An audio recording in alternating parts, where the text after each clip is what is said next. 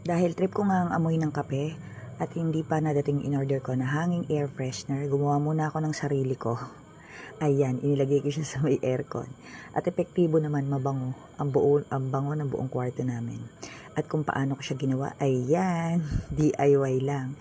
Bumili ako ng coffee beans, barako. Dinurog-durog ko siya para maamoy ko yung essence ng coffee. And then, nilagyan ko siya ng olive oil. Hindi ko alam kung tama ba itong pinaggagawa ko, pero nilagay ko siya sa kwarto, epektibo naman. Gumawa rin ako para ilagay sa sasakyan. And ayan, tingin ko naman ay okay siya. Nasa sa inyo na kung gagayahin nyo. Pero mabango siya, promise, kapag nailagay na siya sa may aircon. Yun lang.